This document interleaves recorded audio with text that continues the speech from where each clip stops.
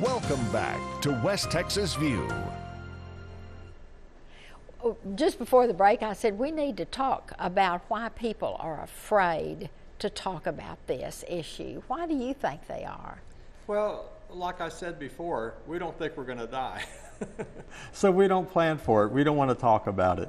It's our own mortality, and we just don't want to think about it. I mean, I don't want to think about it, but don't you think we also think we've got plenty of time? Oh, sure. Whether it's for mom or dad or ourselves. Sure. And I've got friends that I've said, hey, I wrote this book. You know, you ought to buy one. And they're younger, and they say, you know, like it's I've a got joke. Plenty of time.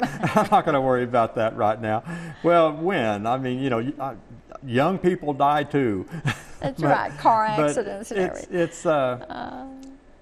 I kind of say, don't make it such a serious thing. Sit around, talk. You know, when you get the family together for Thanksgiving or something like that, a happy occasion, you know, and the children come from out of town or whatever, just say, hey, this is what we want to do, and we want you all to know that.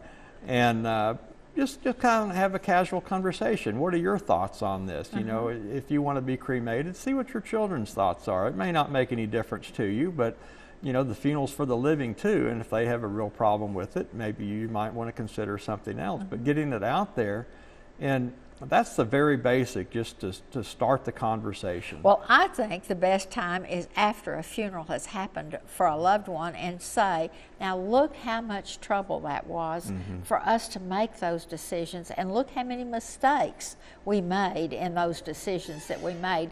Now let's don't do that again. Yeah. So let's all take a piece of paper and sit down and write down what we would like.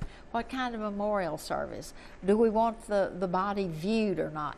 One of the things that I learned in this book is that it's not a law that we have to be embalmed, that we have to have a body embalmed.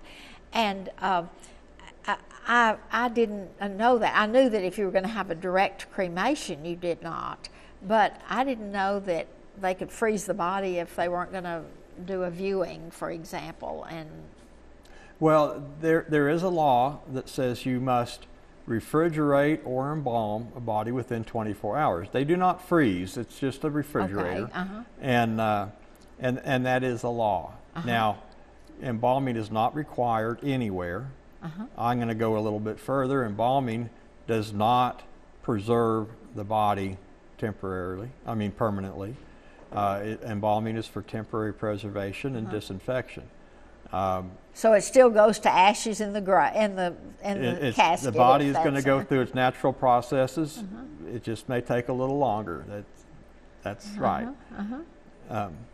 And one of the things also that I learned from this is that when the funeral director says one of the first questions is, do you want the body embalmed, or when we embalm it or something, and that's the time to say, no, I do not want the body embalmed. Right. And you can change your mind. The sooner after the death the embalming takes place, our blood doesn't start coagulating and things like that, and it's easier. That's why they call and ask that question. If the body is not going to be viewed, and if it's not going to be viewed at visitation, why would we need it? And that's a very expensive process. Well, people just think that's the way it is, and they just go with that thought.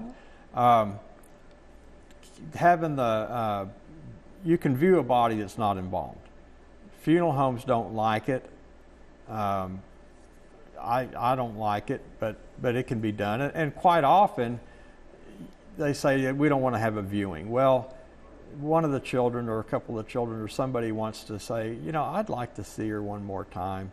And the funeral home will always put her up and dress and make a little presentation, come in for an hour or so and spend some time. So it's not like you can't. And there's a lot of people that are pushing do-it-yourself funerals and no embalming and natural and green burial.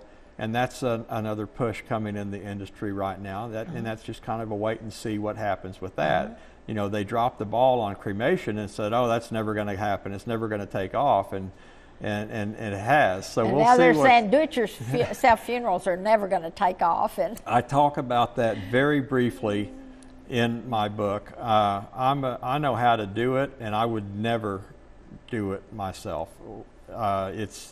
And some people say it's therapeutic. I don't see many people actually doing it without a funeral home's assistance. You can do the basic things with the funeral home and have a direct burial where there's no services. The funeral home just makes an appointment with the cemetery and does the burial, or the same thing with the cremation.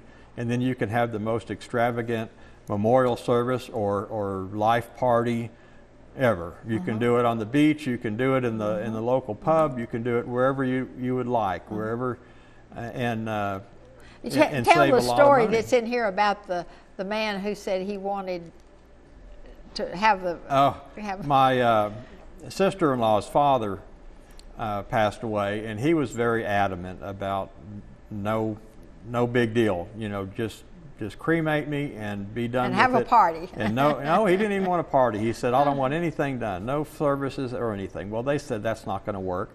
So they have a big lot and horseshoe pits and barbecue and put a table out with photo albums and pictures and played his kind of music. And they actually found his bottle of Crown Royal and brought it over, and we all had a toast. And But in the meantime, you had buried him like he said. yeah, Simple. yeah, very simple. But he didn't want anything. He didn't even want that. But the children said, "No, we're going to do this." And so it was a very nice. And he would have liked that. I mean, everything that. But most people want, even down to if you're really pre-planning it, you even write your obituary, because that's one of the hardest things to do for someone else after they've died, and you're so emotionally distraught. Yeah, it is. And so planning, if you want a traditional funeral, planning for your pallbearers. But one of the things that makes the funeral business so difficult now is we're living so much longer, and what I might have planned when I'm 30 isn't appropriate when I'm 95, and I don't have any friends left to be pallbearers or. That's right. And this is why this is a good time. If you have anybody out there has a prearranged or prepaid funeral, pull it out, And look at reread it. and say, do I really want 2 limousines? Do I really want this? Or maybe I want another limousine. Maybe, we have more grandkids now. Make some changes. And that's one of the things that happens is people pass on and they don't have anybody to go to the funeral. So We've got to take a break. We'll be back in just a minute. Stay tuned. West Texas View will be right back.